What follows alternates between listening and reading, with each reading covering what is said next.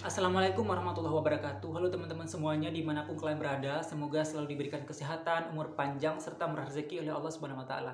Oke, pada kesempatan kali ini aku ingin menceritakan salah satu kisah yang dialami oleh kakaknya temen aku. Ini temen aku yang sama juga temen aku ya waktu kerja di luar kota ya. Itu temen aku, tapi temennya yang cewek gitu kan.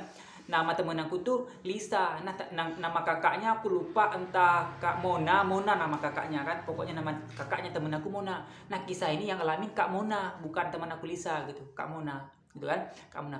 Nah, Kak Mona itu dia udah menikah, guys. Kak Mona itu semenjak dia menikah, kakaknya si Lisa kan, semenjak dia menikah dia punya rumah, dibikin rumah sama suaminya. Makanya Kak Mona itu dia pisah sama keluarga, nggak tinggal sama keluarga si Lisa. Kakaknya langsung pindah ke rumah suaminya gitu. Ada di bangun rumah sama suaminya kan.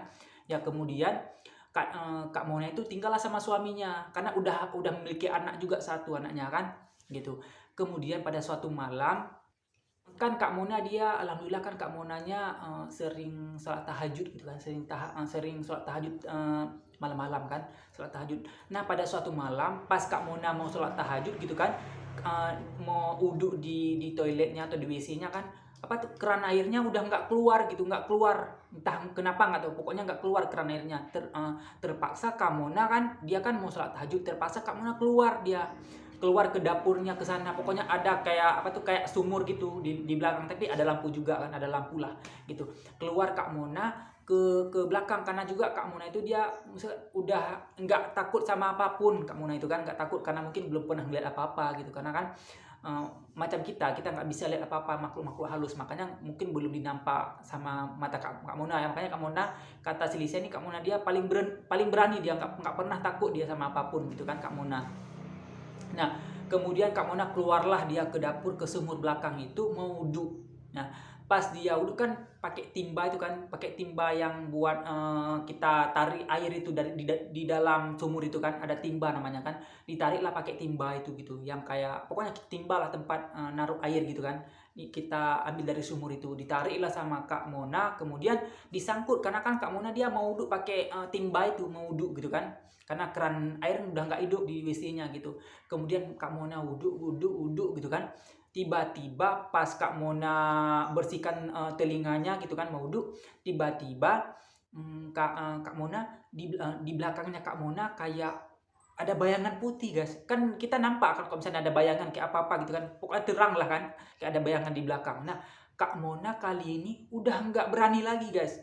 Kan pokoknya pas Kak Mona lagi mau bersihkan telinganya gitu, mau wudhu, kemudian di belakang Kak Mona kayak ada itu, kayak ada putih-putih, cahaya putih ya, di belakang Kak Mona kayak ada cahaya putih, guys. Kemudian Kak Mona udah takut sendiri Kak Mona gitu kan. Kemudian nggak lanjutin Kak Mona karena udah takut dia. Pokoknya katanya bayangan itu makin dekat makin dekat. Nah, Kak Mona udah nggak berani lagi dia mau nurusin, padahal kan udah mau habis nih, tinggal kuping, habis itu kan kaki, udah gitu kan. Tapi Kak Mona udah terlanjur takut karena di belakang kayak apa tuh, kayak di belakang itu kayak makin mendekat cahaya di belakang itu, kayak cahaya putih itu kan. Udah tengah malam, kita otomatis kan pikiran kita kemana-mana, pasti ini hantu atau apalah gitu kan, tengah-tengah malam. Kemudian Kak Mona langsung lari, dia langsung lari Kak Mona, langsung lari Kak Mona kan, langsung lari Kak Mona. Kemudian ditutuplah pintu belakang. Itu Kak Mona belum sempat cuci kaki karena memang belum siap wudhunya, karena kan habis habis kuping dia langsung lari gitu, nggak sempat nyuci kaki gitu kan. Jadi belum siap wudhunya karena belum cuci kaki kan. Kemudian Kak Mona kunci pintu, kemudian Kak Mona kan masuk ke dalam. Diliatin sama Kak Mona masih ada nggak hantu itu, karena Kak Mona niatnya kan mau itu, mau tahajud kan, dia pokoknya harus tahajud malam itu, nggak mungkin nggak tahajud gara-gara itu. Makanya Kak Mona tungguin, nggak tidur lagi, nggak tungguin sampai yang tadi kayaknya yang di pikiran dia kan hantu tadi kan, sampai hantu itu hilang gitu kan. Kemudian udah berapa menit kemudian Kak Mona keluar lagi, guys kan. Kak Mona keluar lagi. Pas Kak Mona keluar lagi kan otomatis Kak Mona kan wudhu dari pertama lagi dong, nggak kaki langsung, nggak. Kak Mona wudhu dari pertama lagi, dari tangan, pokoknya dari pertama lagi Kak Mona wudhu. Kemudian bener, guys, jauh dari jauh kayaknya 5 meter dari Kak Mona ada lagi. Ini bener-bener Kak Mona bisa bisa tahu itu kalau hantu itu pasti hantu. Kak Mona tahu dia karena bayangan putih itu bener-bener kayak natap ke Kak Mona, tapi Kak Mona nggak lihat nih. Kak Mona nggak lihat, tapi Kak Mona tahu kalau di sampingnya itu sekitar 5 meter, kayaknya 4 meter deh. Pokoknya kata Kak Mona kan nggak terlalu dekat, tapi nggak terlalu jauh. Tapi Kak Mona tahu kalau itu hantu. Kak Mona nggak berani lihat di ke mata yang tadi ke hantu itu, nggak berani lihat.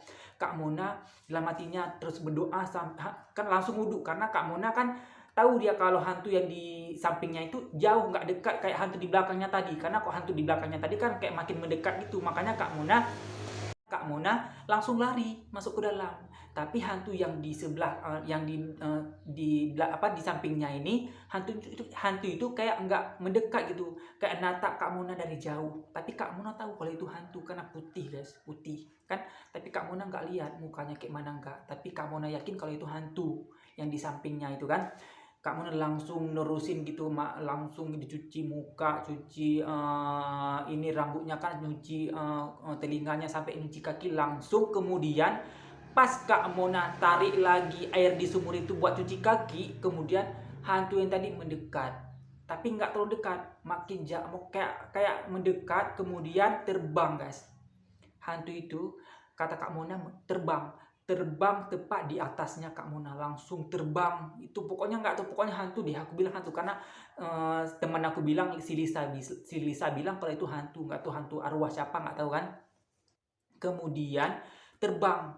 Nah kemudian kan Kak Mona nggak tahu nih hantu itu terbang kemana gitu. Nah setelah Kak Mona masuk ke dalam kamarnya mau sholat, Kak Mona kan masuk ke kamarnya mau sholat, kan kan kamarnya kan jendela kan sampai bawah, jendela kaca yang kita bisa lihat ke luar gitu kan.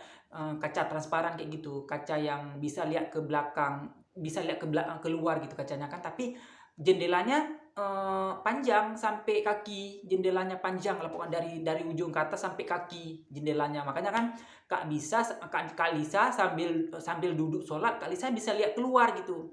Karena gordennya dia pakai gorden putih yang itu loh, yang 2 lapis itu. Lapisan kedua kan ditarik, disangkut kan. Lapisan pertama kayak gitu aja, lapisan putih jendela, karena gorden 2 lapisan gitu kan. Jadi tinggal lapisan pertama gordennya, karena gorden yang kedua udah disangkut gitu kan ada kayak gorden biasa di rumah-rumah kan. Nah pada saat Kak Lisa sholat, itu setelah assalamualaikum warahmatullahi wabarakatuh, assalamualaikum warahmatullahi wabarakatuh, kemudian Kak Lisa nggak tahu, pokoknya Kak Lisa langsung lihat aja ke belakang jendela itu. Keluarlah Kak Mona. Kemudian habis Kak Mona selesai sholat, Kak Mona langsung lihat aja ke keluar itu pakai jendela tadi kan, lihat. Pas Kak Mona lihat, rupanya arwah yang tadi, hantu yang tadi duduk di depan rumahnya Kak Mona. Nah di depan rumahnya Kak Mona kayak ada tempat duduk gitu buat keluarga gitu, buat keluarga main-main, adalah itu kayak tempat duduk lah kan, dibikin gitu buat istirahat kan. Arwah tadi itu duduk pas di depan itu, di depan rumahnya. Jadi Kak Mona setelah Kak Mona sholat, Kak Mona lihat ke jendela. Pas diliatin, hantu itu, arwah itu duduk tepat di atas tempat duduk Kak Mona yang di depan itu. Itu pas hantu itu, arwah itu duduk pas di atas tempat duduknya Kak Mona yang di luar itu, di taman Kak Mona. Kak Mona bisa lihat. Tapi alhamdulillahnya tahu nggak kalian? Kan arwah yang tadi, hantu yang tadi itu benar-benar bersih. Itu yang tadi itu kan teman-teman, itu hantu yang Kak Mona lihat kan, hantu yang tadi itu benar-benar bersih. Pokoknya kan bajunya putih, katanya pakai jilbab juga, jilbab putih itu. Pokoknya kan mukanya, Kak Mona sempat lihat mukanya, karena kan memang Kak Mona kayak lihat langsung gitu keluar pakai jendela itu, walaupun kan nggak memang jelas karena kan tertutup sama gorden yang putih itu kan, yang putih tertutup sama gorden yang putih itu loh, yang bolong-bolong kecil-kecil itu kan ada. Nah itu Kak Mona nggak bisa lihat jelas, tapi Kak Mona bisa lihat, tahu kalau itu hantu yang tadi. Diliatin sama Kak Mona, makin dekat diliatin sama Kak Mona kan, rupanya hantu itu benar-benar bersih guys. Arwah itu benar-benar bersih, pokoknya bajunya putih panjang, pakai kerudung putih, pokoknya bersih. Mukanya bercahaya, kata Kak Mona gitu kan. Dan Kak Mona pikir itu siapa? Itu adalah arwah mamanya, karena Kak Mona mamanya udah nggak ada, mamanya Kak Mona udah meninggal guys. Nah Kak Mona pikir bahwa itu itu adalah arwah mamanya. Mungkin mamanya mau kasih pesan, mau bilang sesuatu kan. Tapi kita kan takut. Siapa sih nggak takut coba? Udah di tengah malam kita mau wudhu, tiba-tiba di belakang kayak ada orang gitu. Ya otomatis kan kita mikir itu hantu. Kan mungkin ini cobaan juga bagi kita mau tahajud ya. Pasti kalau misalnya kita ada tahajud kayak ada jin-jin yang nakutin kita biar kita nggak jadi tahajud gitu. Bener, aku juga sempat kayak gitu kan. Mau wudhu bangun nggak ya, kayak nanti bangun, pas aku bangun ada sesuatu nanti kan di sana. Ya begitu. Kemudian kan Kak Mona pikir bahwa itu orang tuanya kan, mamanya kan. Kemudian habis itu Kak Mona langsung tidur lagi gitu kan, dan Kak Mona nggak lihat lagi Kak Mona hantu itu. Pokoknya habis Kak Mona udah berdoa lah buat orang tuanya kan sama mamanya, karena Kak Mona pikir hantu yang tadi di luar itu pasti mamanya. Kemudian Kak Mona berdoa sama mamanya habis tahajud, kemudian Kak Mona langsung tidur dan hantu itu kemudian menghilang. Dan keesokan harinya beberapa hari kemudian Kak Mona juga ada kayak syukuran gitu guys, syukuran buat mungkin menyambut itu ya, mungkin mamanya mau minta doa gitu kan orang tuanya, makanya Kak Mona langsung adain acara di rumahnya gitu. Dan itulah guys untuk cerita di part ini ya, mungkin bisa menghibur teman-teman semuanya di sana dimanapun kalian berada ya. Oke, mohon dukungannya ya teman-teman dengan cara di subscribe, di like, dan di komen channel aku ini ya, biar makin berkembang gitu ya. Oke, pada kesempatan kali ini aja yang dapat aku ceritakan. Semoga dapat menghibur kalian semua. Oke, assalamualaikum warahmatullahi wabarakatuh.